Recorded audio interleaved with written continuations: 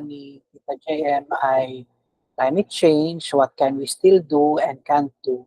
But we will situate that po in a bigger context, more humanistic context po. Sige po.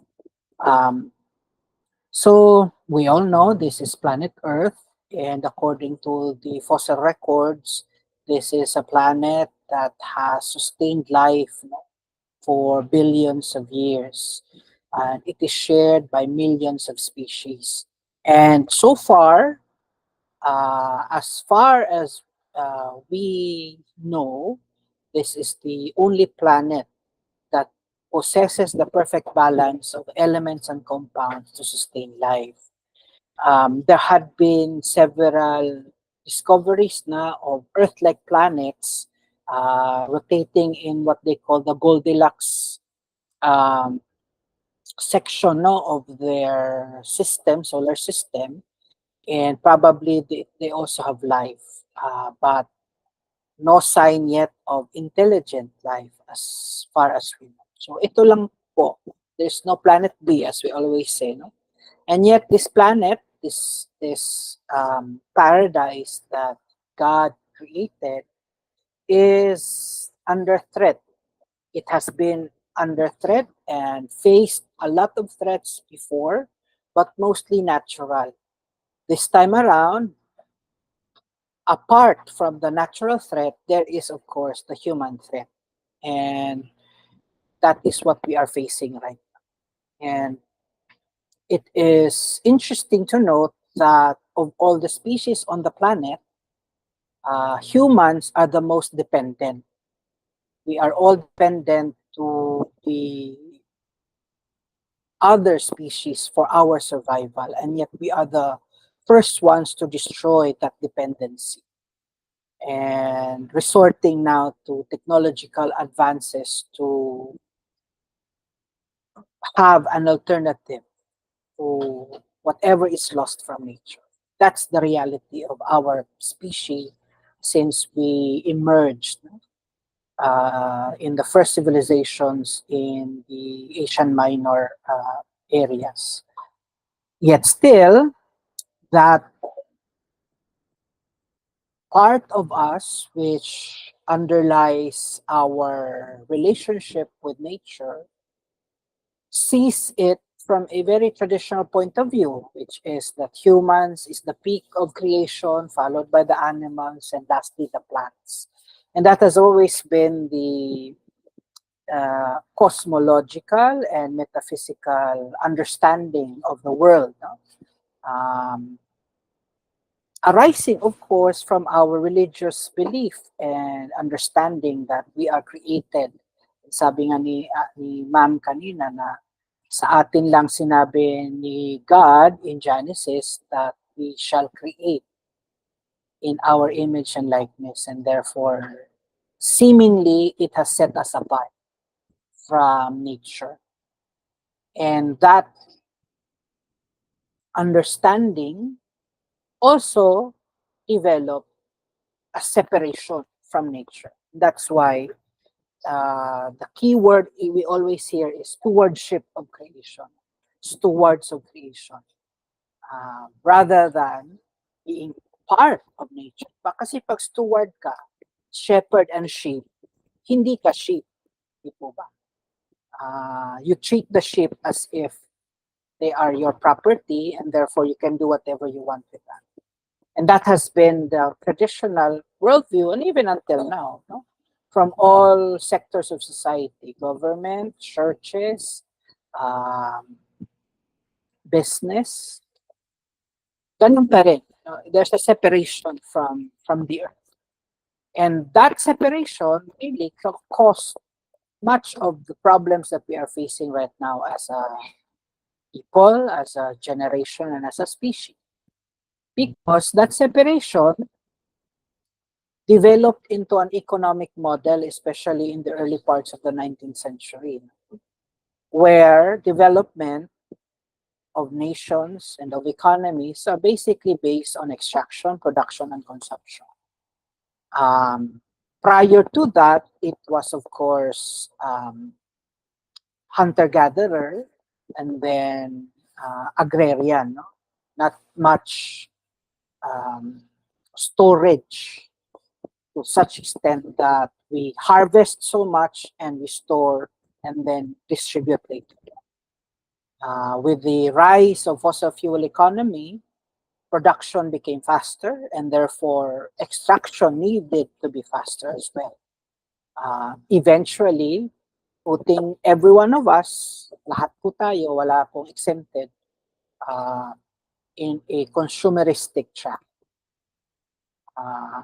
Mali po ba yon at that time? I guess not, because it's still the march of progress. But from where we are right now, we cannot sustain that anymore. And that is, I think, the call that we have been hearing from the 60s to the 70s, and then intensify in the 90s with the Rio Summit. And I am glad that after 40 years of that uh, struggle and and advocacy talaga to remind humanity of our place in the world. The voice, the church through Pope Francis has added a strong voice through the issuance of the encyclical Laudato Si. It is a landmark encyclical. I hope you have read that, because it puts into perspective we cannot just be stewards. We really have to be related and part of the natural world. That separation created the enmity between nature and humans. Much like sin, which has created the enmity between God and us. At any rate, from the rise of the industrial period through the rapid expansion of the usage of fossil fuels, scientists started tracking, the presence of carbon dioxide and other greenhouse gases in the atmosphere.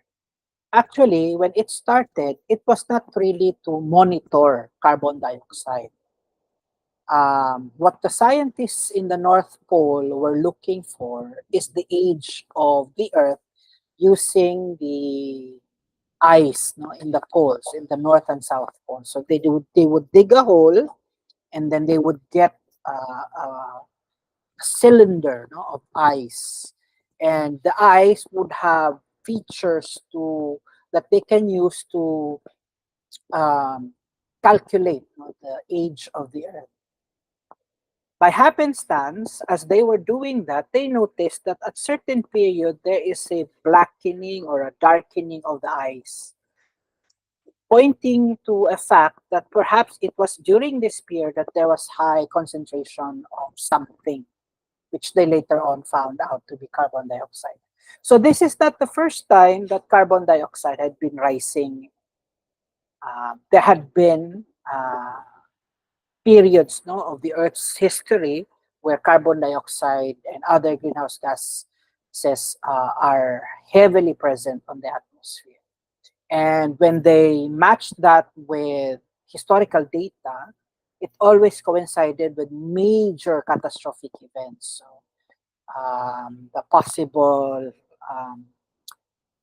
hitting of the asteroid on the planet, the explosion of a major volcanic caldera in, let's say, the Yellowstone or the Indonesian Krakatoa explosion. So they were able to notice that and monitor that.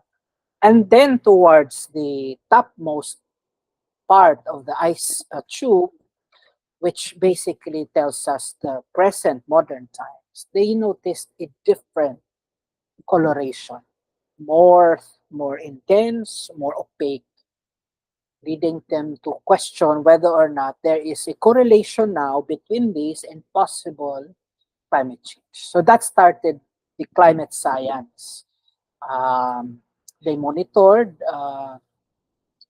and And thereafter, they found out that indeed CO2 emissions have been rising, no, from the time of the last ice age and accelerated when the industrial period started. Um, Climate scientists therefore made some simulations and based on probabilities on what the impact would be, and that's why we now know as climate change. This was first introduced in the 1970s, but it took 20 years before it became a global concern through the Rio Summit in Brazil in 1992 that established formally the mechanism on how to start it through the United Nations Framework Convention on Climate Change. Since then, the scientists was formed into an assessment group, and they would issue every so often a report, what we call the Intergovernmental Panel on Climate Change, and they issue the assessment report. In the fourth assessment report, the scientists noted that the direct observations they saw as impacts of climate change are as follows. From the time of the last ice age, in terms of temperature, there has been observed more intense and longer droughts. On the other hand, in areas where tropical cyclone activity is rampant, there is observed increased intensity of typhoons and tropical cyclones. So for the Atlantic Ocean, in the last 2 decades, there had been the strongest Category 5 tropical cyclones that hit Central America and Southern USA. For the Pacific, in the last decade, we have seen the increase of intensity. And in fact, in our lifetime, we have seen the first Category 5 typhoon. And that is, of course, Yolanda. This was followed by Ruby and then by Odette. 3 Category 5s in a decade. That's pretty much intense. And it is expected to increase some more, no? Given the continued increase of temperature. The impact of that, of course, as temperature rise happens, is that there will be hotter days and nights. Another impact is that temperature will continue to rise. From the 1860s to the 2010s, temperature rise has been monitored. And Berkeley Earth, which is based in the University of California, Berkeley, plotted this. And as you can see, it's going up and down, but the trajectory is going up. So, climate deniers should always use this as say, hindi naman palaging mainit. Minsan naman, sobrang lamig ng winter. That is true. Because, again, it's climate. Climate naman is not stagnant. It goes up, it goes down. But the trajectory, as you can see, is going up. In the Philippines alone, we have already noted a 0.8 centigrade increase for the last several years from our average. Kaya kung maalala po ninyo nung summer, may mga areas po na umaabot na ng 52 degrees when before it was just a little below 50. And on average, nakitaan na tayo ng increase by 0.8. So, and that will still continue. This one below is and you can see I put there the websites. I'm gonna share this with you naman para you can further read. There is surface temperature, no, is also rising, especially on the oceans. And this is very Very concerning because, as you know, ang mga bagyo ay naipapanganak dahil sa mainit na surface water ng katubigan. And the Pacific, for example, once the surface water is really hot, it produces intense tropical cyclones. And it's primarily because of how the interaction, no, of the cold and the warm air occurs. The warmer the air, the faster the circulation. So, I'm gonna show you now some pieces of evidence of global warming, glacial evidence. So this all started again in 1919 by the pilot and photographer Walter Mittelholzer, who flew over Mont Blanc. And he captured pictures of the mountaintop of Mont Blanc. And he did this several times. And by the time he also passed away, he already has a lot of colleagues, both formal and freelance, who, aside from the missions that they went to based on their scientific professions, they also monitored and documented what was the impact of the rising temperature on glaciers. As you know, glaciers are massive, massive ice formations developed over centuries or even a millennia that stay in specific areas. And of course, these glaciers during the summer months would melt, but not totally. And then they will be replenished during winter. And these are critical because for many countries like Tibet, Peru, Bolivia, and and even Europe, these are freshwater sources critical to their ecosystem. And yet, these are dramatically impacted by global warming. So the pictures that I'm showing were taken in the same period or same season, not the same month, but at least the same season. So this is Shepherd Glacier in Montana in the US. This is 1913, and this is in 2005. So the rate of replenishment has not reached already to the point where glaciers are able to recuperate and retain its impacted ice. And this is Boulder Glacier in Montana. And if you can see the arrow, I'm encircling. These are people, no? Tao po ito nakatayo, yung apat na yan. So you can imagine the massiveness, no, of the boulder of the glacier, no? This one. And this is in 1988. So literally wala na po ang glacier na yon in Montana. This naman is in Coricalis Glacier, Peru. So this is the whole glacier. This covers several thousands of square kilometers. And now ito na po siya. So nag-melt po ang lower part, and this is now a lake. So hindi siya nare-replenish. This is Muir Glacier, Alaska. So from this point to the mountain, lahat po yan ice. Glacier po yan. Glacier. The same period or same season in 2004. Ito na lang po ang glacier, and this is already a lake. Water na po siya. So hindi po na-replenish.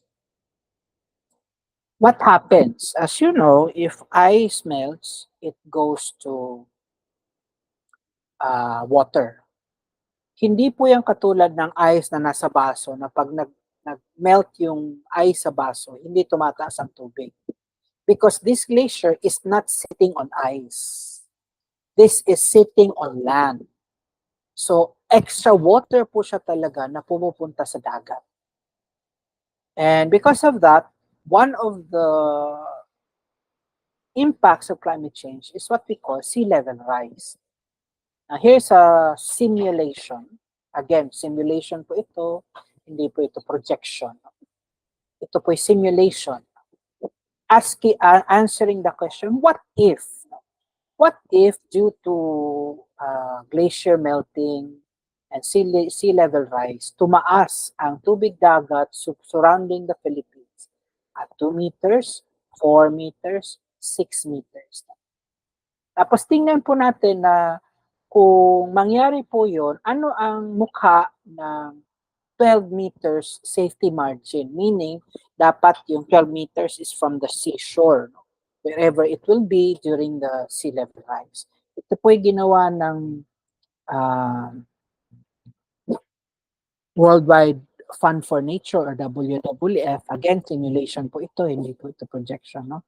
So don't treat it as robust evidence kasi wala pa naman pong robust evidence ang Philippines as far as sea level rise. We already have anecdotal evidence from Pangasinan, most of the Visayas, pero wala pa pong peer-reviewed scientific evidence. Critical po yun ha. So I'm just presenting po Metro Manila. So the cities and municipalities of Metro Manila at 2 meters based on topography and geography na inaral ng consultants ng WWF. Kung tumaas ang tubig dagat by 2 meters, ito po ang epekto niyan. So Malabon, which is already at this time submerged in water, as well as Navotas, would further be submerged in water. So ngayon ay nasa bewang po ang ilang areas ng Navotas at Malabon. Nasa bewang ang tubig. By 2 meters ay aabot na po ng even lampas tao na po. No? Kasi 2 meters na. In some areas, of course. At 4 meters ay, as you can see, umabot na po ng Valenzuela. Yung pong Valenzuela na papuntang Malabon, hindi po yung dito sa may Gentry o kaya dito sa may NLEX Park. Pero yung area papuntang Malabon. Yung Navotas po ay, as you can see also, ay affected na. Even Manila, ito po ay yung highway, no? Yung Rojas Boulevard ay papasukin na po kasi lalampas po sa tawag doon, seawall, no? Yung tubig na by 4 meters. You can also notice that in Taytay, Pateros, and Pasig, may mga areas na nagbo-blue. And why is that po?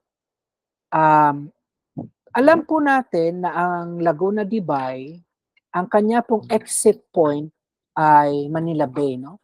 So bababa siya through a series of rivers and then darating po yan ng Pasig River palabas po ng Manila Bay.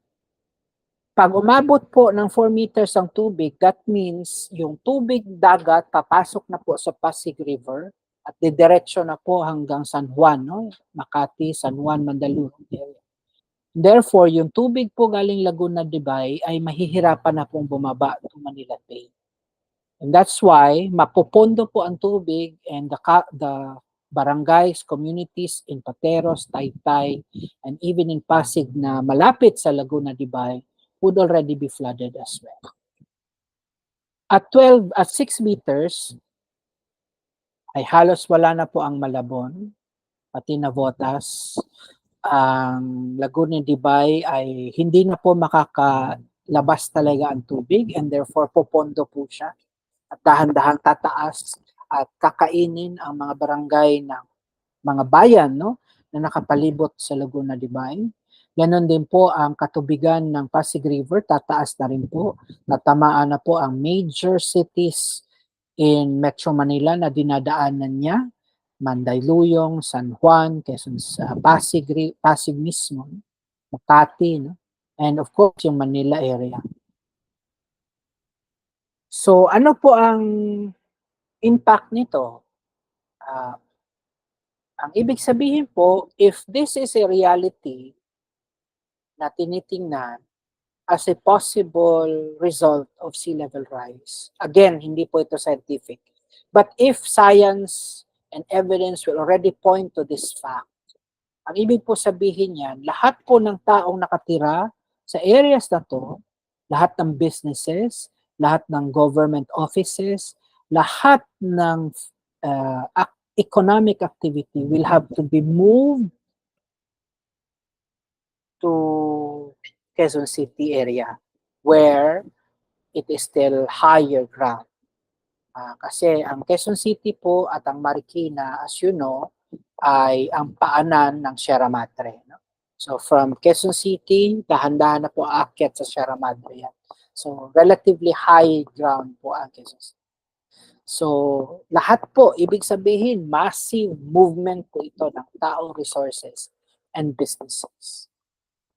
Ang impact din po dyan, mawawala yung Port of Manila, mawawala po ang NAIA, at yung major thoroughfares and highways ay wala na rin po. Kaya po critical na yung Bulacan Airport ay maging up and running because it's gonna be an alternative airport if ever this will happen. So yan po yung impact ng sea level rise. Well, when nature strikes back, no amount of money, wealth, or development can save us. No? Kasi nature is what you call an apathetic entity. Hindi po niya tinitingnan yung Mother Nature na sinasabi natin. Hindi po siya biased. Wala siyang favorites. Hindi niya sasabihin, ay mga pari at madre ito, hindi ito babahain. Hindi ko sila babahain. Ay mga bababait na tao ito, palagi silang may sunshine. Ay ito mga kriminal na to, ito lang yung dadaanan ng bagyo. So wala po siyang favorites. Wala siyang favorite sa pagbibigay, wala din siyang favorite sa sa salanta. As you can see during Ondoy, and these are all pictures of Ondoy, wala hong mayaman at mahirap. Lahat po tao. Lahat po tao. At the mercy of nature. The mercy of the created nature. And God has created that system. When he perfected nature and the systems of nature, it was part of the design that nature has the ability also to heal itself, herself. Kaya kung nasa gitna ka ng paghihiling niya, that's when disaster strikes. In fact, the definition of disaster is interesting because disaster by the UN is defined as the presence of a hazard impacting both human lives, livelihoods, and nature services, natural services. So tinamaan ng buhay, kabuhayan, at pagkukunan ng kabuhayan. Yun po ang definition ng disaster. So, yun. Wala pong pinipili. And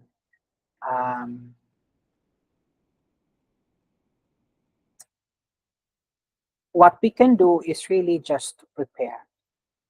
Reduce our risk. Kaya yung disaster risk reduction. So, una sa lahat, the big why. Bakit natin gagawin? Bakit natin to kailangan tsaka na lang, no? Sila na bahala sa future. Bakit natin problemahin ngayon yan? It's a dami-dami ng problema ng mundo, ng Pilipinas.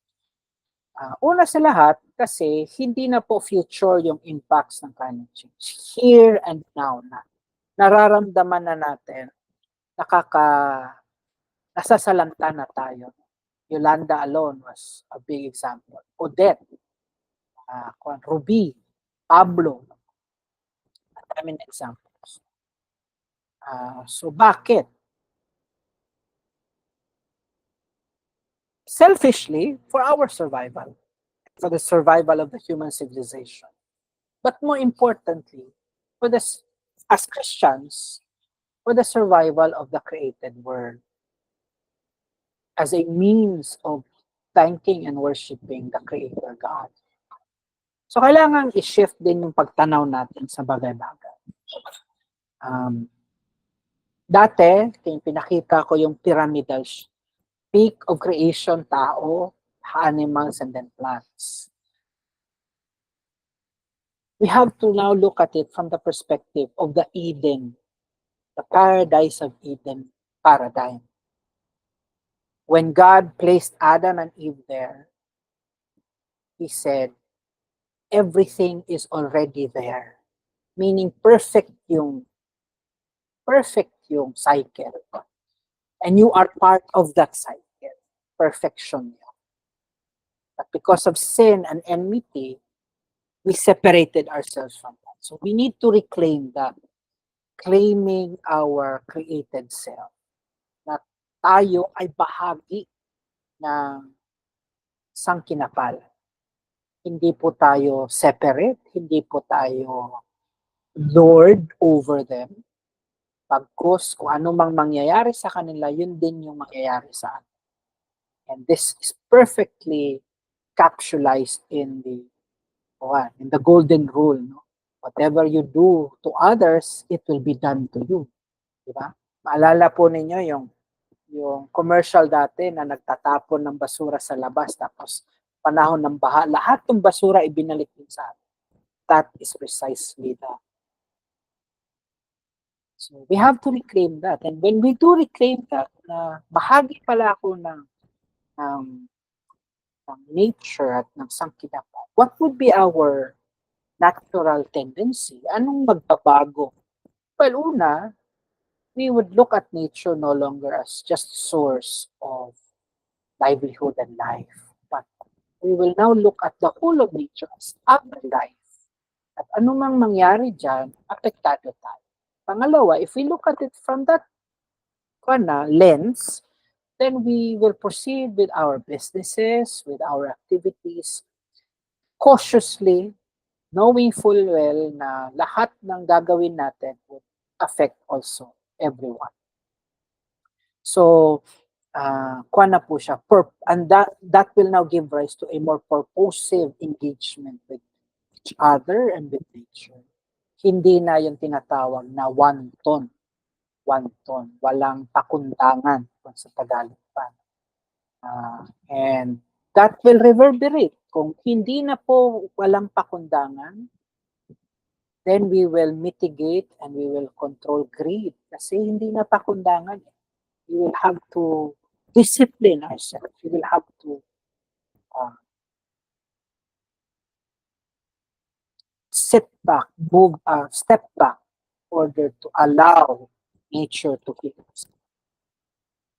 So, meron pa ba tayong magagawa? What can we still do? Well,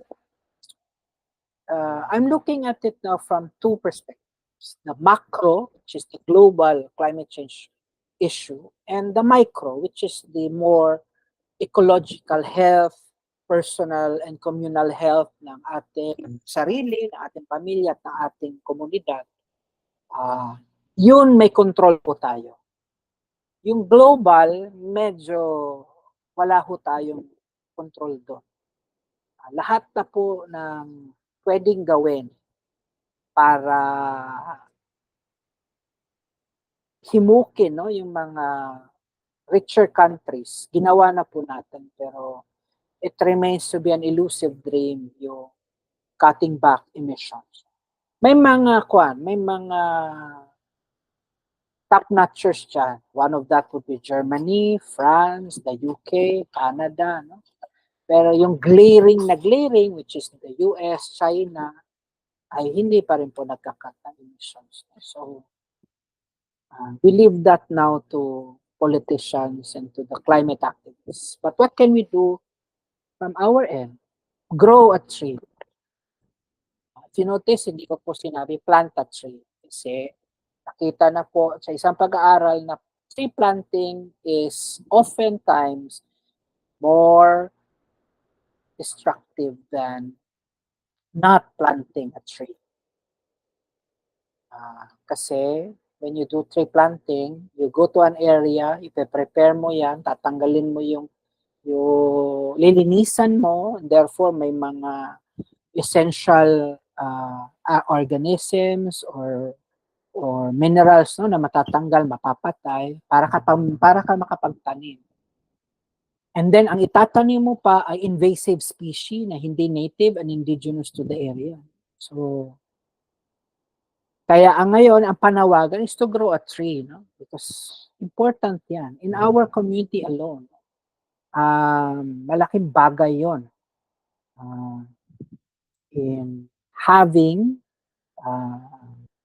an area where there are trees. And you know that, no? The moment you go to a jungle, an urban jungle like let's say Ortigas, ibang-iba ang hangin as opposed to when you go to let's say La Mesa or even Antipodo because of the presence of trees.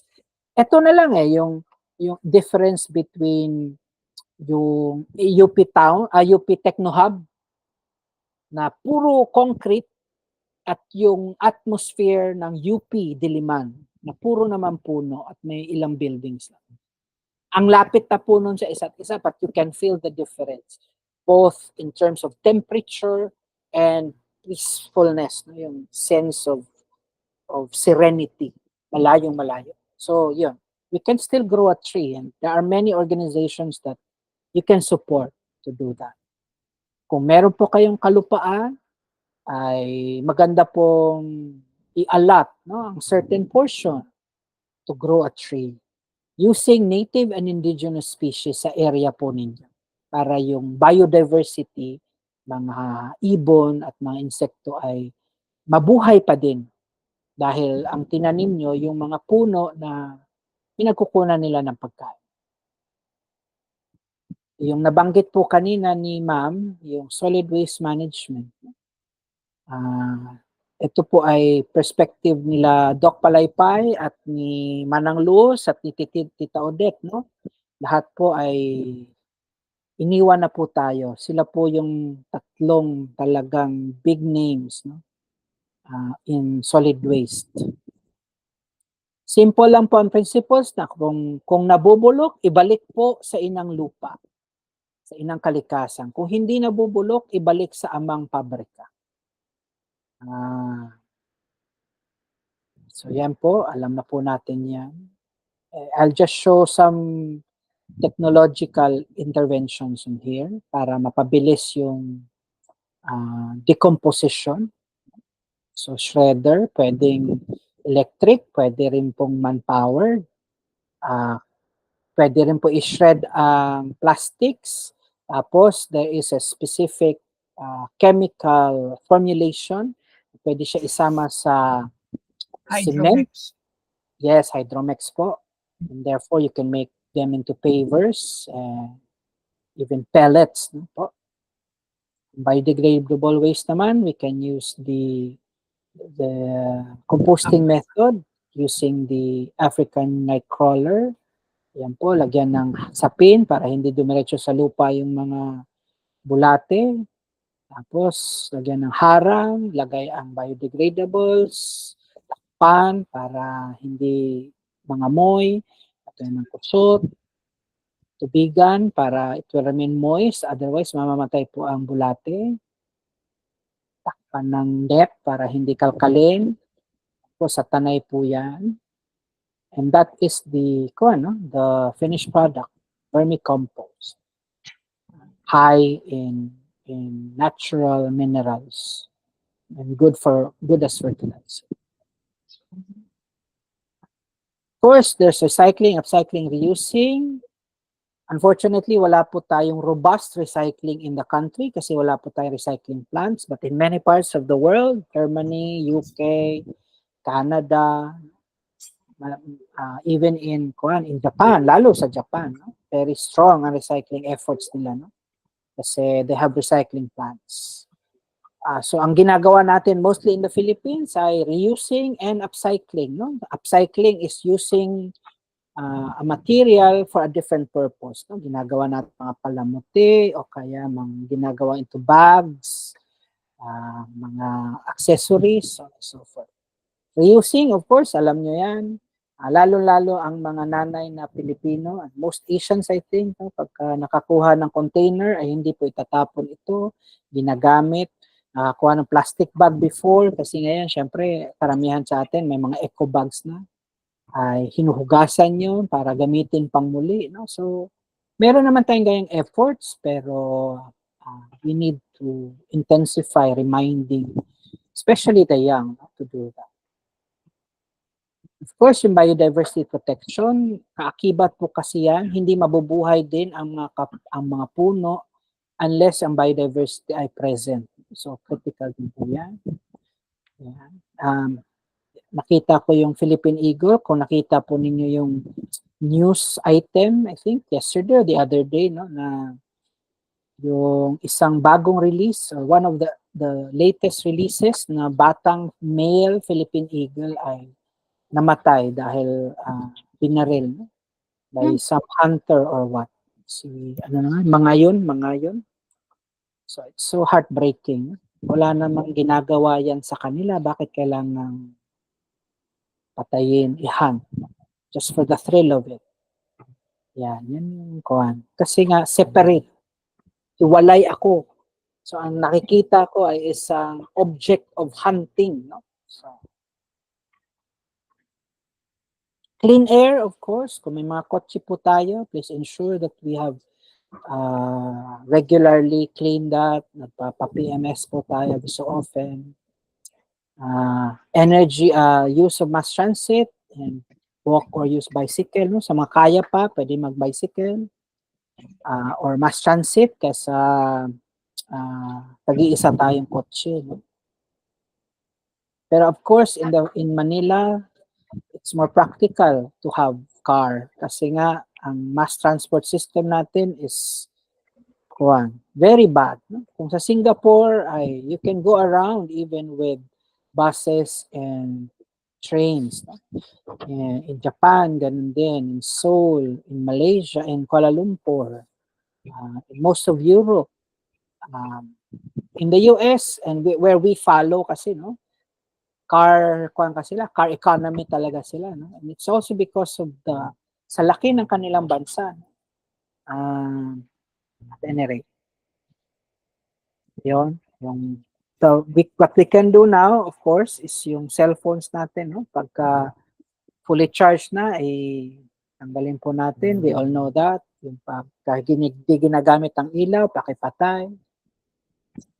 I always, when I give talks to students, no, ito natatawa sila dito kasi they never thought, akala nila, LED naman yung lights namin, sir, bakit papatayin? Kahit LED yan, as long as naka-on yan at wala namang gumagamit, it adds to the base load, no?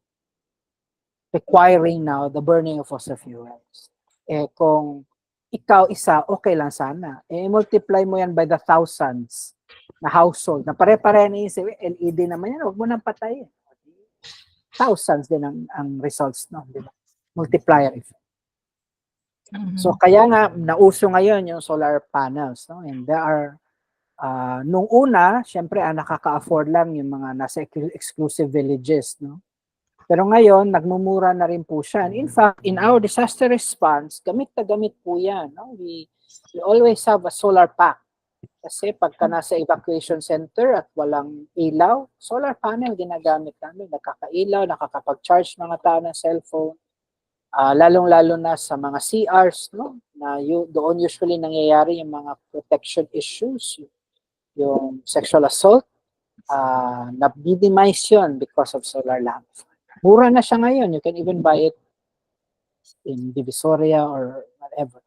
Ang lang, sinecure lang ng Meralco, no, na hindi tayo pwedeng hindi magbayad sa kanya.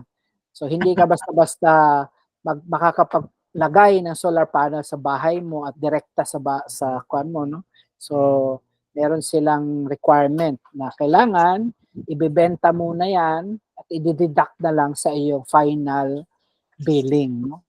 So babayad ka pa rin sa Meralco. So anyway, EPIRA law yan sa EPIRA law. Green architecture, no? Yun po ang isang panawagan din ngayon. And in fact, Sa akin, hindi po ito bago, no? We just simply need to go back to our old architecture. Yung malalaki ang bintana, naka-elevate ang mga bahay. They already knew what it entails to live in a tropical country. So, hindi na kailangan ng aircon. But, of course, sumunod tayo sa West, nagka-aircon tayo, and para hindi malaki ang gastos sa aircon, niliitan natin yung mga bahay natin, ginawang compact, yung floor to ceiling ratio lumiit, para maliit lang yung lalamigin ng aircon. Architecturally, we have already templates, no? To be good for a tropical country like ours, a country na palaging may bagyo. So, what can't we do? With the rate of emissions cut right now, or the lack thereof, I think irreversible na yung impacts of climate change as we cross the 2030 threshold. And again, climate change po yan, hindi po yan. Ang ibig sabihin ng climate change ay specific context impacts. Hindi po uniform ang climate change impacts. Ang climate change impacts ng NCR may be different from climate change impacts in Davao, in Singapore, in Jakarta, in wherever. Hindi po yan uniform. Kaya po ang mga climate deniers, sinasabi niya, may climate change ba? Ang lamig na namin. Sa inyo malamig. Pero in some areas, sobrang init. So, we have to be very, very clear about that. So, we cannot stop sea level and temperature rise. So, we have to go back to the tropical houses design. Elevating the home, incorporating airflow, ensuring parts of the home that may flood can cope, limited life home to minimize financial outlay, meaning hindi yung puro bato. Ang laki ng nagastos mo pero sa isang iglap, sira agad. Or building a transportable home even. One adaptation strategy po na nakita ko sa Thailand, no, in one of the provinces there where it's a marshland, katulad ng Ligwasan Marsh. 6 months of the year, lubog ng tubig ang buong area na yon. 6 months of the year, dry naman. So ang nag-adaptation nila, and this is not new, they have done that for centuries now. Yung bahay nila is on stilts, no? And on the second floor, nandun ang kanilang bangka. Sa ilalim, during the dry season, it becomes lagayan ng kanilang mga na-harvest, na crops, animals, and whatnot. By the time rainy season comes, tumaas ang tubig, lahat naman sila fishermen. So, pag dry season, farmers sila. Pag wet season, fishers. How does government support them? Government ang naging facilitator ng market. Hindi middleman. Nababaratin or whatnot. Ang middleman pupunta sa isang government agency, doon niya bibilhin ang crops at ang isda nitong mga magsasaka at mangingisda. So, ganun ang kuwan. Very, very successful adaptation strategy. Ito, yung kanina makita ko po sa inyo, paano kung mangyari yan? Nasaan na tayo in terms of public infrastructure planning? Sagot po dyan, wala pa po. Naghahabol pa tayo ng 30 years of backlog in terms of infrastructure, public infrastructure. So after 30 years pa siguro nila sisimulan yung adaptive public infrastructure. It's gonna be too late na. So I hope, pinupush pa rin naman po namin sa NGO sector na bilisan nila ito, tutukan na nila ito, and there are already efforts in the National Adaptation Plan. Pero mahirap po kasi nagsasabay yung dati mo pang need sa emerging need. We cannot also stop the relationship between temperature rise and vector-borne diseases. No? kaakibat po ng temperature rise ang pagtaas ng health issues relating to heart, tawag dito, heat stroke, and even vector-borne diseases, no? Malaria, dengue, so on and so forth. So, kailangan ang health systems and capacities of the communities matutukan. Magkaroon ng concerted effort in the communities to ensure that health systems are given priorities. But again, ang issue natin, naghahabol pa lang tayo sa dati pa nating needs. This is already emerging. Sa atin na kahit papano may mga insurance, health insurance, o may mga kaya, hindi siya masyadong issue. Pero sa mga communities na tinutulungan namin, for example, doon sa farm, pagka tinamaan ka, dalawa na lang ang kuan mo, prayer mo, gumaling ka or bilisan ang death para hindi malaki gastos. No? Ganun na lang sila kasi wala eh. Wala talaga. So, yeah. We cannot stop extreme weather events as well, no? So, kailangan natin mag-isip-isip ang mga adaptive strategies. So halimbawa, kung sea level rise ang issue mo, may bahay ka malapit sa dagat o sa river, ay baka mag-isip-isip na rin, no? Imbes na ipamana, baka maghanap na lang ng alternative bahay or lupa in more high altitude areas, no? Gaya ng Antipolo, Fairview. Siyempre sa mga kababayan natin na sa isla, no choice. Kasi isla yun eh. Otherwise, they have to become what we call internal refugees. No? Refugee ka na sarili mong bayan. Kasi yung tinitirhan mo, hindi mo na matirhan. You have to move. So you can imagine, like, islands like Coron, El Nido, Siquijor, Guimaras. No? These are smaller islands na we really have to move. And even those bigger islands, na karamihan ng mga communities are in the coastal areas, they will have to be moved as well later on. Cannot stop that. We cannot. So, yun po, yun yung nakikita ko. Of course, may mga may mga developments na along this front. Pero kailangan pa rin pong ipayon. One time I gave a talk to the Carmelites. Sabi ng Mother Superior nila, paano yan, sir, nandito lang naman kami sa loob. Sabi ko, sister, yung inyong rainwater, for example, baka imbes na yung alulod diretso sa kanal, baka pwede po ninyo ilagay sa drum. Pag-invest kayo konti, bumili ng malalaking drum para tig umuulan doon pumunta ang tubig. Pwede nyo pong gamitin yung pandilig, paglinis ng ground or whatnot. Para hindi po pandagdag sa iba pa. Kaya yung solar panel, sister, baka pwede rin. Then sabi ko, ultimately, because your apostolate is the apostolate of prayer and silence, baka let us storm heaven all the more. Just as we are being stormed right now with high intensity, the more we should storm heaven with high intensity talaga.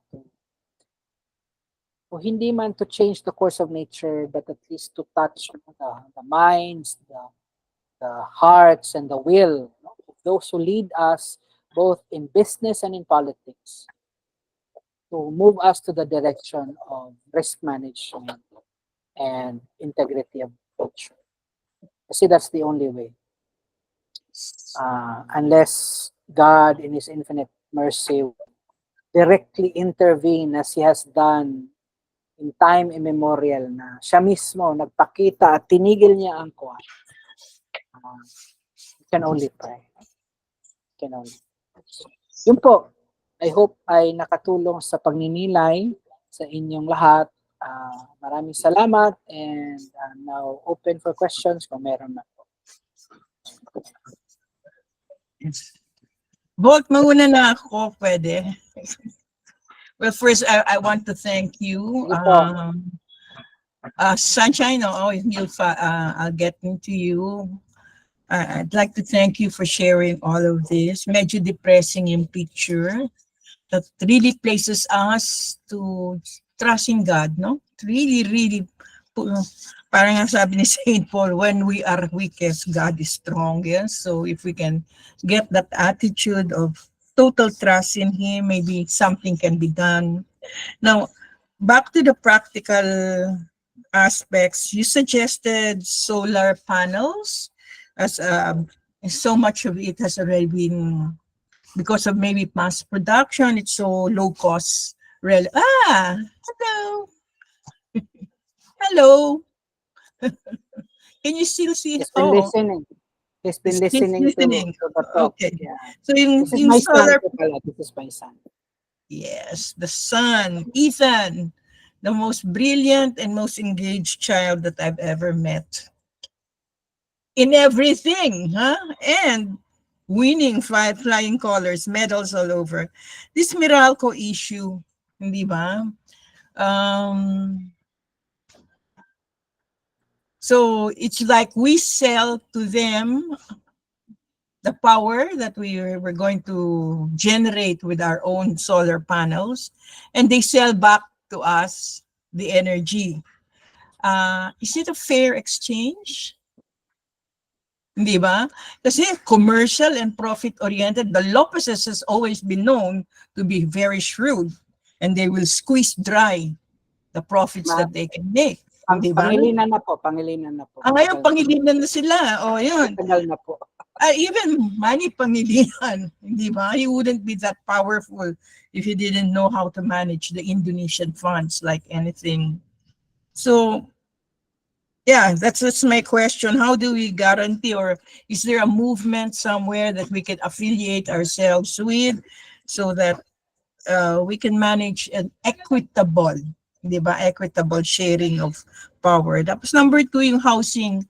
That's a very good point, di ba? Sa housing, there are already templates you mentioned. Where are these templates? Are they readily available? Where can we kind of check out? Di ba? Especially for those who are planning to build new homes. I like the idea of, parang medyo may stilts ang bahay, raised, but you can't raise your stilts to 12 meters high just in case if you're in an area. So the best way is to move.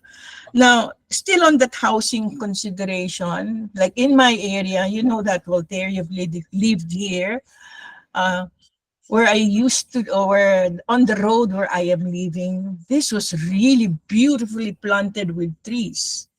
But as newcomers came in and they bought properties, the old owners sold their properties, they just chopped the trees down. I know when we were very active with Tita Odette or Lola O, there was already a rule that you can't just chop a tree to build a house. If you want to take a tree out of your property, you have to ball and replant it somewhere. Is there a group that can help us from preventing whatever few handful trees that is left out of the trees I planted 30 years ago? Now they're full grown. And it is just miserably chopped and made into firewood by the construction workers. Nagdudugo ang puso ko sa ganyan, di ba? And I also suffered directly because of the heat wave, di ba? Na-intensify, wala na yung mga puno breathing out 50 gallons of water, breathing in, breathing out with a matured tree. The place, if you will recall, was very cool during summer, extremely hot sa Manila, pero here, beautifully cool. I had very severe a case of bungang araw. I had to go to a doctor to have that thing healed. No, I had to take some kind of steroids and some cream that steroids just to calm it down. Napaka-unfair, hindi ba? Na thoughtless, basta maganda ang bahay ko, lahat konkreto, which they're doing right now. Paano na yung neighborhood? Bumili ka dito dati kasi ang ganda, may puno. Ngayon na pumasok ka, wala na tayong puno. And these are issues that got into my mind. If it needs me that I have to become an environmental activist again, yes, I'll consider it. So, can you kind of, in in the wide reach that you've had through the years, do you have groups that we can possibly relate with to address these concerns? Yeah. Siyempre, kailangan gagaling sa tiyan ko muna, no, kung saan matindi ang tama. Go ahead. Thank you, Tito JM. Before anything else, I'd like to acknowledge si Dennis, no, ng CCAP is here. Yeah, he is. Somya. Yeah, one Dennis, of our staff from CCAP. Yeah, CCAP. Welcome, Dennis. So sa net metering po kasi, well, hindi naman po kasalanan ni Meralco yun because Congress passed an EPIRA law which states that all electric production generation should pass through the market, no, the PISA market. And that PISA market, you buy your energy, your electrical needs from there. So because of that, pag mag-install ka ng solar panel, there is a mechanism within Meralco called net metering service. So yung net metering, pag nag-install ka, yung ma-generate mo for 24 hours na energy, may equivalent syempre yon na amount based on the PSAM. Kasi parang stock exchange yan ng electricity ang PSAM, tita, no? So tumataas o mababa ang presyo ng kuryente, no? Anong energy. So kung halimbawa 100 ang nakuan mo, 100 kilowatts ang na-generate mo for the day, ang equivalent no, let's say lang 5 pesos, so 500 pesos that day yun. Tapos i-accumulate yun, by the end of the month, pag nagbibill ka, inleles yun sa iyong bill. Sa mga kilala ko po na medyo malaki bahay at therefore malaki ang surface area na pwede paglagyan ng solar panels. Solar panel. Oftentimes hundreds na lang po binabayaran nila. There are even times na yung net pa, meaning reimbursable pa yung makukuha nila.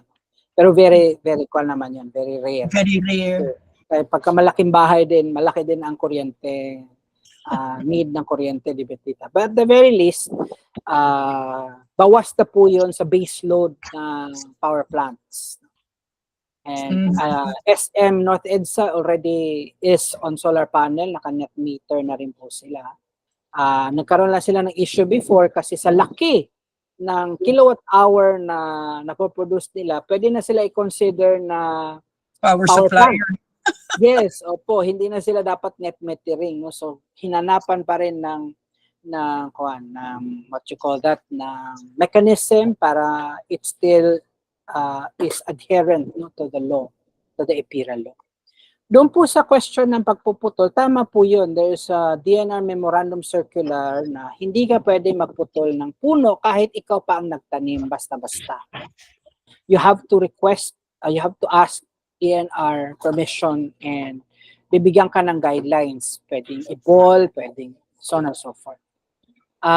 But just like in any other policies in our country, this is more ideal than actual. No? Kasi nga, wala rin namang kakayahan ng DNR na mag-roving, magbahay-bahay, to say na, nag-construct ka, ano bang ginawa mo sa puno na yan? Bakit naputol? Wala rin namang ganong kakayanan. No? At most, dapat trabaho na rin sana ng barangay yan. Pero alam rin natin, hindi rin naman magbabahay-bahay ang barangay para lang dyan. So, Dapat Ah, homeowners, ano?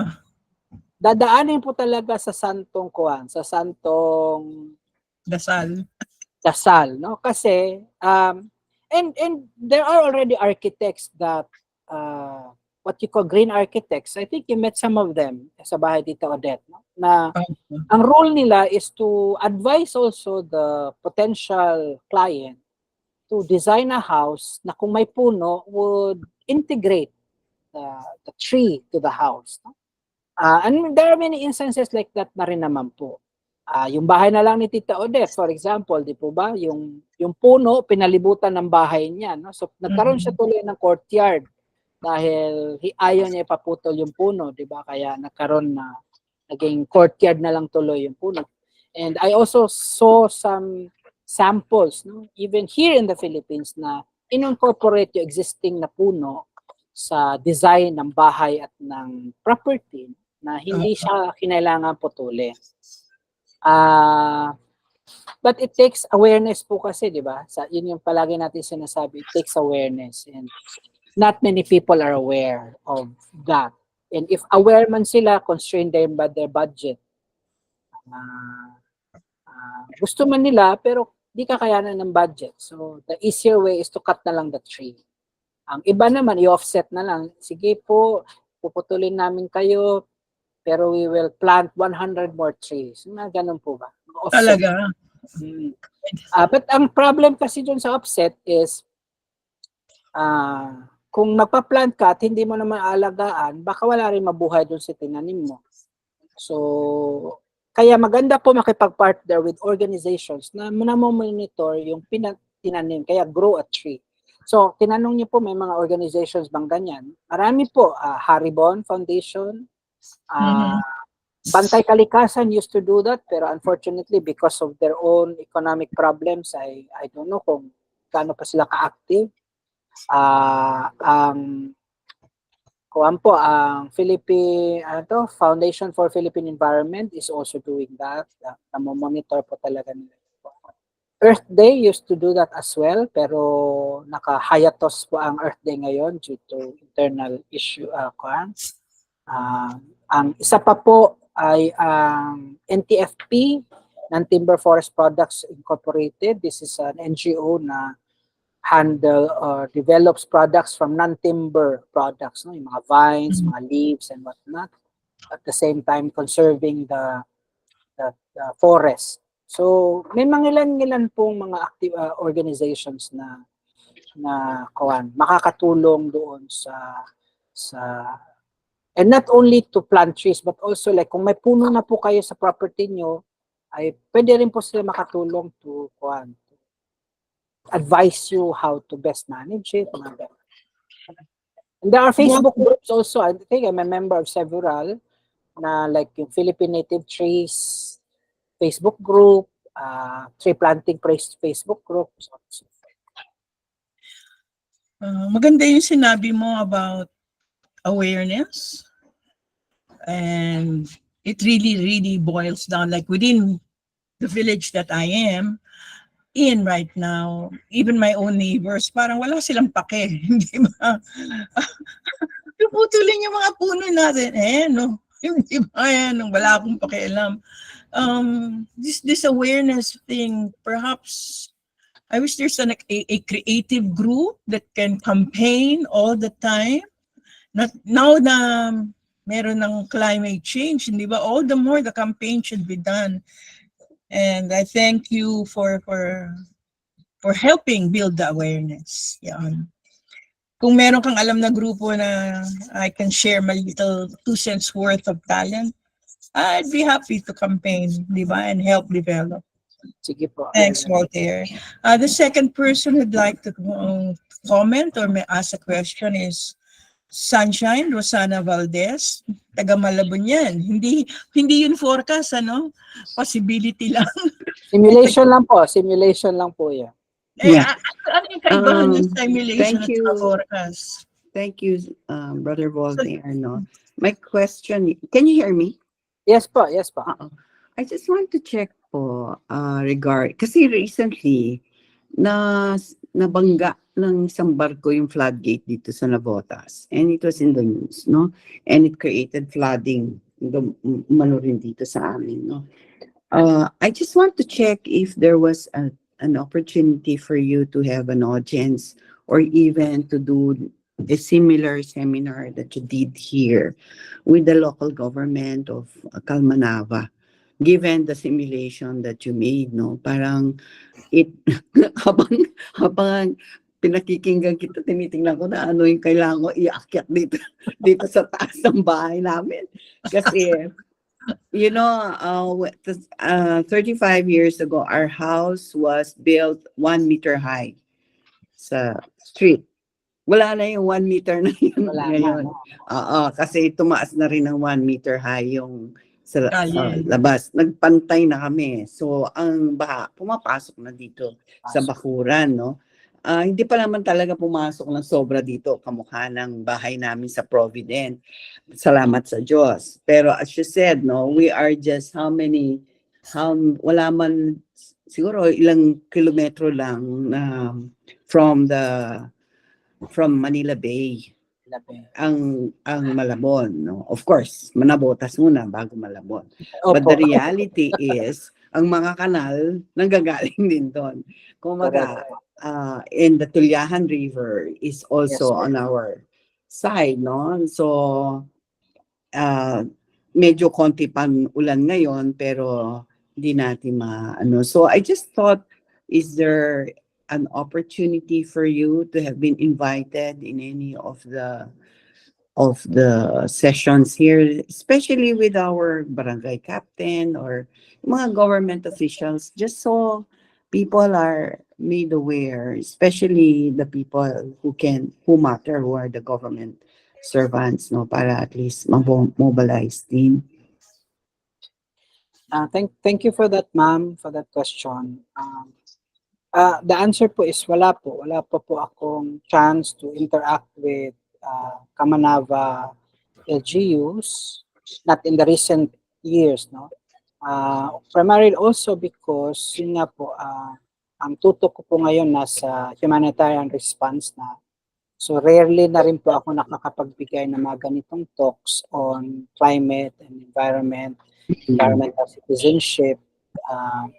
Pero I'm more than happy to share po kung may opportunity. Yeah, because we know the mayor, particularly of Navotas and Malabon. So we can probably, if you can send us what they call this, a profile, your profile, and then we can forward it to them, no? Maano lang, especially with this recent parang matagal bago nila maano yung floodgate na yun eh. Ay, opo. Oo. Nakita na namin yung effect nung nagkaroon ng malakas na ulan. Pagka nasabayan ng high tide, di biro-biro. Yun lang high tide. Baha na sa namin. Paano? July na. Correct. Okay. I remember August yun nung meron tayong sabay lahat. August, September, di ba? Ondoy was September. Yes po, So September. it's just parang preventive na. Oo, proactively addressing it. Kung ano man yung dapat at saka yung consciousness na. Sunshine, lumipat ka na ng Antipolo. Adapt mo ako. Hindi ka na, pa-adapt tayo rito. Alright. Lilipat na kami sa rest house ni Alan. Alright. So, yeah, you're your brother, right? Yeah. Okay. Any other questions? Meron pa bang comment? Si Ethan po may sasabihin sana. Sino? Si Ethan. Ethan. Go ahead, Ethan.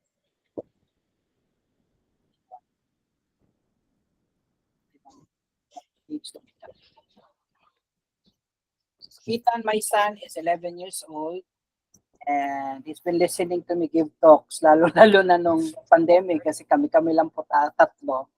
So, he knows the concern and he's been concerned as well, no, Ethan? Oh. You wanna tell the titas and the titos that are there what you hope to see in terms of environment and climate change as you grow older? Like I hope that like the carbon emissions will like lower and we can plant more trees.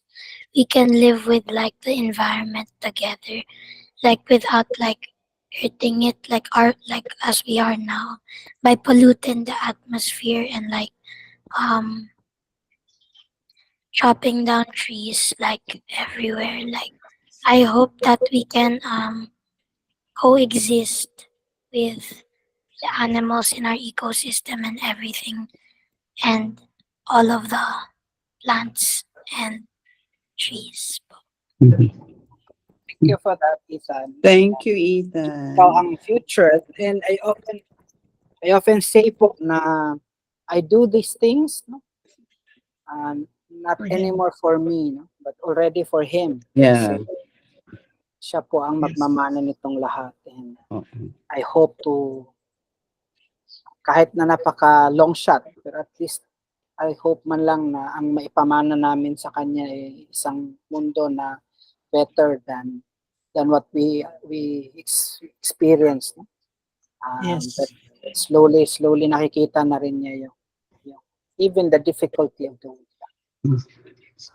Voltaire, yeah, I Yes have po. another question, no? Kasi Yes. you mentioned about here in the Philippines, there is no institutional or even the government na who has done a recycling it's a recycling, no, which is unlike Singapore, Japan, yung ganyan. Bakit? Considering like how are we if that's the case, then how are we dealing with all of our waste? Okay. Yung kwan po,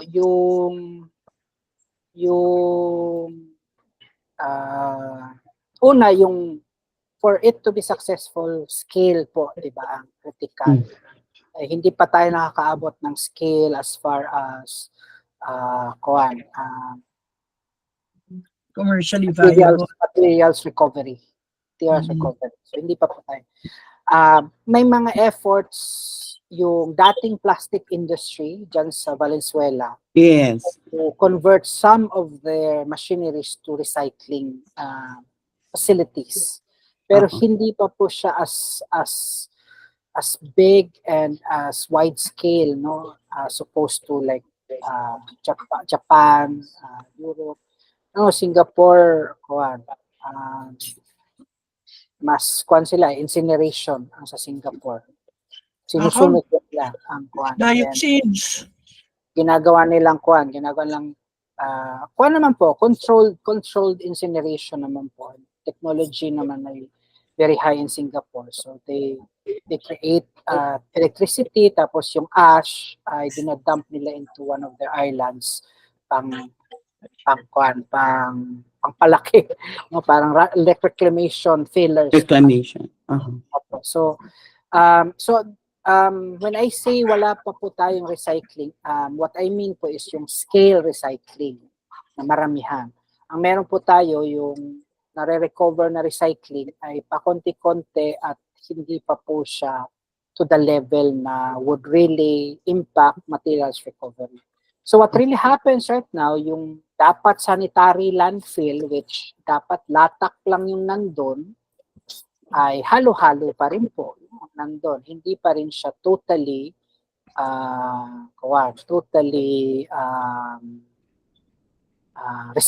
residual lang. And if maalala ko rin po, even yung mga soft drinks companies, ganun, mga bottling agents, like Coca-Cola, may mga recycling din sila, efforts, no? So they collect yung PET bottles, kung tawagin. Yeah. And the PET bottles are fed back to their system. Pero hindi pa po siya scale na will really impact solid waste as it is. And it's also primarily because hindi naman segregated very well yung aking kahit na meron tayong batas, unlike sa ibang bansa in the more developed countries na talagang strictly imposed yung kanilang solid waste management. So, are you, in relation, na mention niyo yung batas, no? Kasi if you look at it, it is in the DNR. At this time po ba, wala bang initiative from the national government?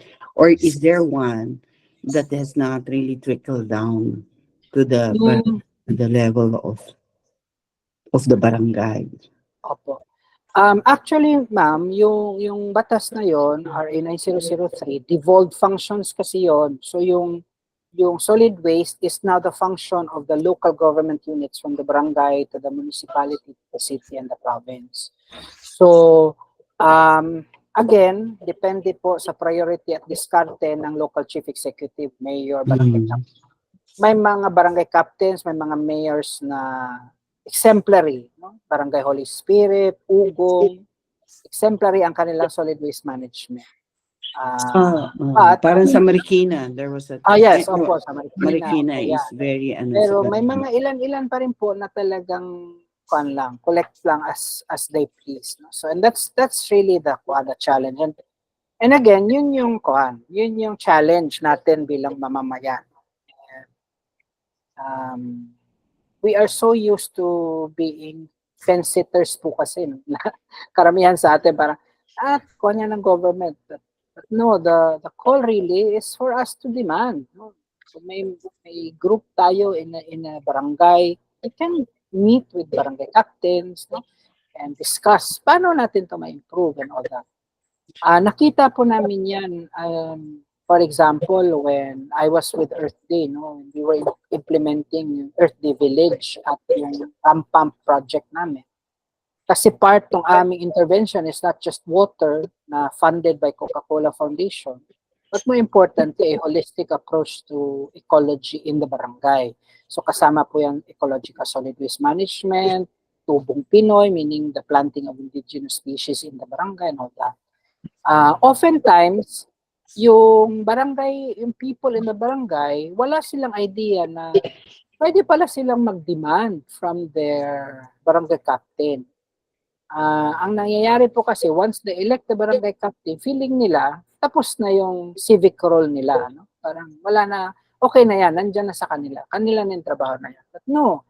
So part ng empowerment na ginagawa namin before was to ensure na yung binigyan namin communities ng Agos Rampang, alam nila yung kanilang role to ensure na demand nila from their own barangays yung ecological aspects to ensure safety, security, and resilience in their communities.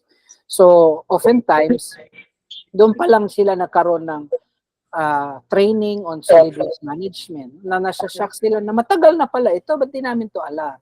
So, yun po. Again, sabi nga ni Doc Met Talaypay before, nung nabubuhay pa yon, hindi daw matatapos talaga ang trabaho ng isang environmental activist or advocate. No? Kasi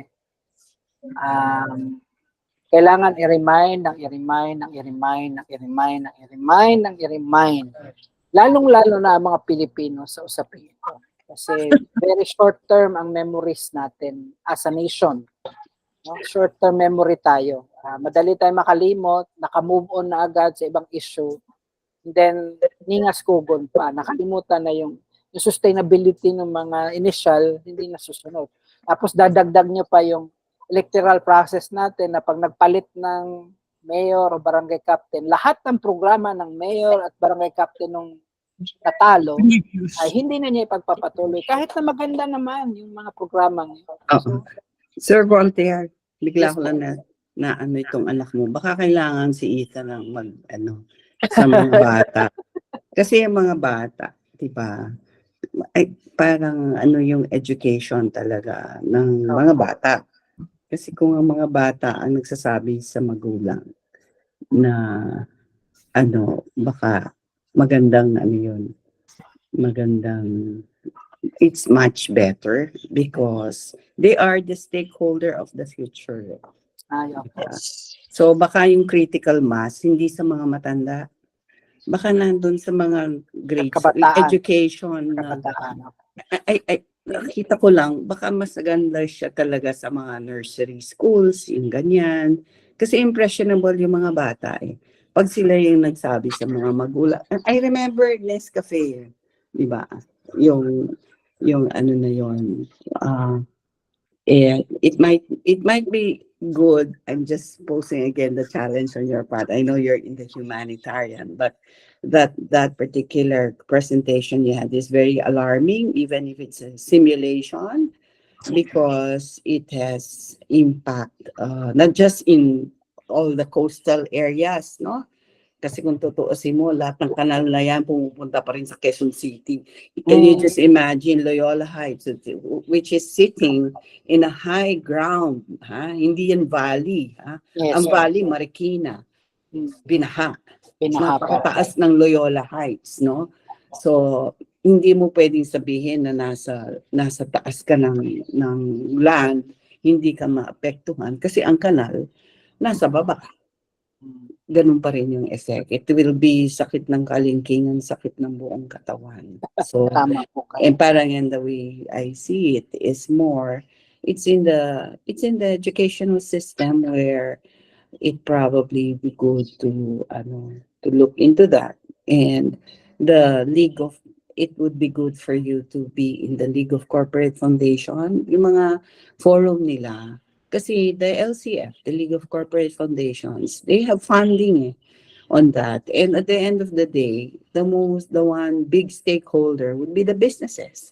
Kasi pag binaha, goodbye ka. Wala kang negosyo kasi walang trabaho ang mga taong naapektuhan. Hindi sila makakapunta sa opisina. Yeah, and at the same Yeah. time, they are Oo. the ones who have the money to on campaign for their commercials, their na ma-integrate yung on education and information.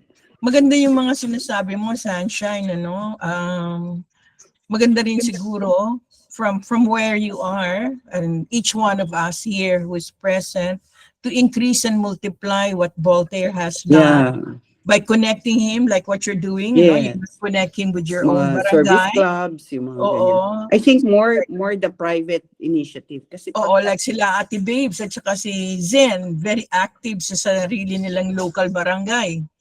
They get a lot of support from them. They could also perhaps expand the knowledge by inviting Voltaire in their area. Siguro ako ang Volt because I'm glad I remembered to record your talk. I'm going to give a copy of your talk to my own city hall. No, I have one or two connects there. Give it to them and maybe serve as a reminder for them to go and really activate the environmental concern. Sige, we'll do something like that. Is this recorded? Yes, I remembered to record when Voltaire was just about starting. So when you send it to I me, will- send it to our mayor. Yes, I will do that. I'll share it with everybody else who are present here. Thank you. Kasi very relevant to dahil yung floodgate na yun parang isang taon ba? Basta matagal bago daw magawa eh. Ay nako, Pag baka mauuna pa yung paglipat mo sa Antipolo. Huwag kang ganyan. Pinapalapit lang kita dito para mas Pwede naman ako pumunta pero hindi ko bahala lumipat. para mas matindi ang bonding natin at magagawa natin sa mundong ito. Okay, so there you go. Time check, question. everybody. It's 36 One minutes question, past please. 11. Yeah, Susan. Yes, go ahead, Susan. Is there a governmental environmental protection program in the Philippines? EPA. Yes, Tita Susan, meron naman po under the DNR. Pero ang problem kasi sa DNR, schizophrenic eh. They are the regulatory, but at the same time, they are the license issuers. So nag-i-issue sila ng license to exploit natural resources, but at the same time, they are the ones protecting. So hindi katulad sa US, for example, there's an Environmental Protection Agency Trabaho lang talaga na Exactly. to protect Yes. and to fine and to ganyan. Ang DNR kasi naglalaro Yeah. mag-i-issue ng highest mining, tapos yung isang bureau naman niya, papato ng fine. Parang, in the first place, sana hindi ka na nag-issue ng mining permit. Yes. Parang ganun po ba? So, kaya po isa sa mga bills na pinupush namin before was similar to the EPA sa US na ihiwalay na sa Yes, of DNR yung protection part. Kasi para hindi Mhm. po, may conflict of interest dito eh. In fact, ang magsasign nun course. isang tao lang, yung regional director. Siya magsasign na mag-i-issue ng permit, siya rin magsasign ng pagpapataw ng penalty. Parang, di ba, parang it doesn't make sense. So, but hindi pa po hindi ma-push sa Congress yung ganong sistema dahil Ay, ano nako. din pong Okay. vested Yeah. interest. Okay. Lalo-lalo na dyan sa Sierra Madre. Aha. Okay. Alles klar. Well, I just hope that somebody would come up with a conservationist program and environmental protectionist program na hindi, that won't be biting each other off, I mean. Yeah, Has yes to po. it's a win-win. Yeah. Opo, in fairness naman po to the agencies of the DNR na kwan talaga sa protection and conservation, they're very very active. But then again, hindi po sila ang last say. Ang last say nila is either the regional Yes. director or the secretary of the DNR. Ay, naku, Ang sayang. daming lobbies na nangyayari at that level, di po ba? Hindi naman ang lobby nangyayari sa technical kundi sa decision Political. makers. So, Okay. Okay. Alam na. So, just wish everybody good luck. salamat Thank you po so kasi much. We're working with what we have. We're really just working with what we have right now. That's the Yeah. reality. Grabe. Okay. Thank you. Thank you. So, time check, it's 39 past 11. I'm sure your stomach is growling already. Meron pa bang gustong magsalita? O magbahagi? Dapat ang environment protection, mga kabataan. Oh, anyway, sige.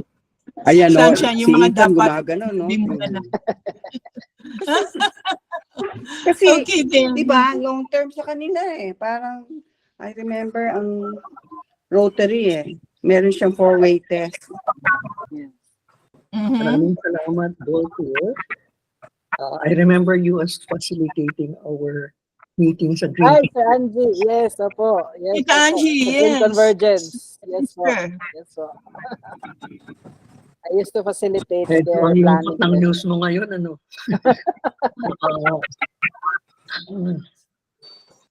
Parang tinatanggap na natin na talagang hindi na pwedeng bumaba pa yung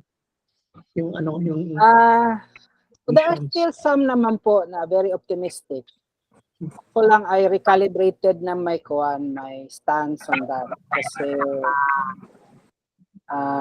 unless talagang major ang turnaround ng major polluters, which I doubt will happen in the next few years. Kasi kahit let's say Democrats na kaupo sa US ngayon, malakas pa rin ang fossil fuel lobby. And all the more pag si Donald Trump pa ang nanalo, when he was president then umatras na siya sa Paris Agreement. All the more pag siya ulit, coming with a vengeance na naman yan. So it's gonna be interesting to see how the US will do in terms of climate commitments if Donald Trump wins. Yung mga ganun po ba? So kaya ako, I'm now at the point na parang okay, sige, go lang kayo mga kasama sa pag-push pa rin na ibaba yung plan. Pero I'm already at the point na baka we can start thinking about adaptation already. Baka, sige, patuloy kayo dyan. Baka may isang hanay na nagtitingin. Paano natin i-adapt ang communities natin? How do we do that now with the local government unit? Kasi evolved function din po yan ng local government unit. Paano matutulungan ng local government units na magkaroon ng yung makatotohanan ng adaptation plan, hindi yung copy-paste.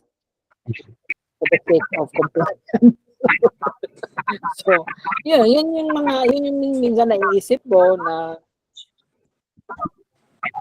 again, wala naman akong kapirahan para gawin lahat yan, pero yung mga sana at dapat, naiisip ko syempre, matagal na lang iniisip yan ni Tita J, mga sana at dapat, pero until we are bound by also our own economic realities, syempre, meron pa akong bulilit na kuhan.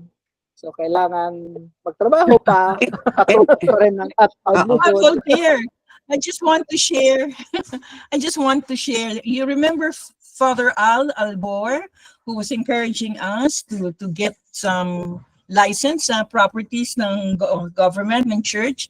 He has successfully replanted trees in Mindanao and also in the Marikina Antipolo. Remember the mountain ridges that we went through? Yes po. Inspecting the property? Sa Pililya ba yan? Or sa Oo, Pililya. Father Al has, through all these years that he was silent, he has grown a lot of trees. That's wonderful. But he has engaged the people themselves to, as you pointed out, grow the trees, not just tree plant. So now they're all mature trees. Tanong ko nga, meron ka ba mga fruit-bearing trees? Mostly reforestation. It's mostly forest trees. Yun. Marami pa rin daw lands, properties ang church. Our own church. Our own church. The Roman Catholic Church has a lot of properties the government has kind of ceded to them for tree planting. Kaya po sa akin landmark yung Laudato Si Kasi first time yon na ginawang issue o ginawang concern ang environment sa isang social encyclical, no? Kasi like Rerum yung kay Pope Leo XIII, Rerum Novarum, labor yon, Laborem Exercens ng Vatican II, labor din yon, Dignitatis Humanitate na John Paul II, about the human person yon. Wala halos environment meron man mami-mention pero walang specific na tutok talaga about the environment.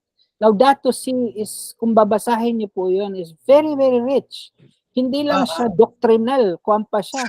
Artistic kasi may poems, may prose from Teilhard de Chardin, mga ganun po ba. And very kuwan siya, very clear, no? Sa kanya understanding na we're not just two words, we're part. No? We are part. And that's why ang panawagan sa simbahan, hierarchy at laity, ay to focus our attention ultimately to that. Kasi lahat ng life na pinaglalaban natin sa pro-life will be affected, will come to its end kung yung nature is destroyed. So yun yung point ni Pope Francis. And that enriches really the social teachings of the church and the pro-life stance of the church. Amen. Thank you, Walt. Yes. And one more, maybe to make us all hopeful. We all know paring magsasaka, si Albert Alejo. Father Albert has decided to be an ermitaño, and he is reforesting and planting his own thingy wherever he is right now. With bamboo naman. Albert is a Jesuit. Yes, he's a Jesuit. So, hi guys. I think it's I who's running low on battery before my battery comes out, although I already plugged, but my plug doesn't want to plug well. I just would like to close our session. Thank you so much, Voltaire. Salamat sinabi mo anak-anakan. That means I am not obliged to give you anything at this point in time. Katiway-wayan. Kailan ba ako naningil sa'yo? Never ever. And Tita Angie, Sister Angie, I saw her in Cebu and she was so active, dun sa environmental, what was that, conference, Sister Angie, in Cebu? The Environmental Summit. Environmental Summit, and she actively organized the whole thing with Voltaire and the others. So thank you, Sister Ange. Maybe Sister Angie can send us some references where that I can share with the other participants, and they may want to join. So in closing, we will do a little prayer. Maybe we can request Ethan to do the closing prayer, a simple closing prayer. But before that, I want to invite everyone. I don't seem capable to bring back my slide, but I want to invite everyone next month. We will have a very important talk called Final Breath, Moral or Ethical Decisions or Consideration before dying. For people in the last stretch of life. Pang-edad ko na, pang-edad ni Sunshine at ni Ate Babes, hindi ba? Kung hindi po natin napag-aaralan. Pre-departure area. Ha? Pre-departure area. Yung mga ethical consideration. And the priest who will give this is a moral theologian, si Father Namdi Yeah. Monime. He is an oblate of Mary the Virgin. And I'm so fortunate, puros kapitbahay ko ang nagiging speakers. Si Voltaire naging kapitbahay ko, si Father kapitbahay ko rin.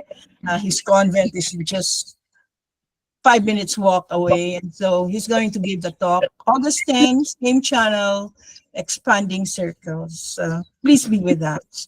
And now, let's bring ourselves into the presence of God. May I invite Ethan to close with a prayer. In the name of the Father, and of the Son, and of the Holy Spirit. Amen. Dear Lord, thank you for the gift of our planet and all of the animals and plants that we have in this world. Please help us gather all together to save our ecosystem and everything that might, and stop climate change from hurting more people. Please always protect us and always guide us to do the right things. Amen. Amen. In the name of the Father, and of the Father, Son, and the Son, and the Holy Spirit. Amen. Thank you, Ethan. Yes. Thank you. Thank you. you. God bless you, Ethan. God bless You know, everyone. if I were you, Ethan, come up Ano with the po? YouTube. You come up with the YouTube channel on environment. Thank you. Okay Yes, po, I'll that's try. right. Yeah, Opo. like a 1 minute tip for the youth, for your friends like you. What is one thing you can do every day? What is the impact of that? It's like, did you know that? My dad said. Oh, did you know that we can do one thing? Don't throw your garbage on the street. We can grow trees, di ba? Yeah, you can grow trees. So Well, little things with your little hands. And remind your parents not to throw cigarette on the road oh, they don't smoke. and don't smoke. You know, Ethan, Voltaire, while I still have my subscription with Expanding Circles, maybe we can schedule recordings with Ethan, and then kind of edit it to size and then create a channel for Ethan and we can upload it there. Di ba? Something concrete. Yan. Nice idea. Yeah. Let's do that. Ha? Then father and son. They Voltaire, are father and son. Yes. Father and son. It's easy naman to create a YouTube channel, hindi ba? Uh-oh. Yeah, sige, Voltaire, aksyonan mo na yan. Magtutulungan tayo. Ano Utos lang? ng natin na yan. Uh-oh. Yes, the youth is our future. Yeah. So Sunshine, yung mga suggestion mo, paki-type mo, tapon mo sa akin, ipapadala ko ng Yeah. Voltaire. Yan. Okay, Uh-uh. thank you. Thank you. Okay. Thanks, Thank Voltaire. Bye-bye. Bye. God bless. Thank you. Have a blessed Saturday. Yes, can you all stay for a while? I want to hear Sister Angie give a Okay. comment on our reflection Yeah. in sa ating practice. Mr. Ange, Yeah. are you ready and okay to give a comment to us? Are you still with us, Sister Ange? Hey, Ange. Yes, I can see you. I didn't quite understand what you want me to do. No, just to critique. Well, we're all relatively new to the practice of Teresa of Avila's mental prayer.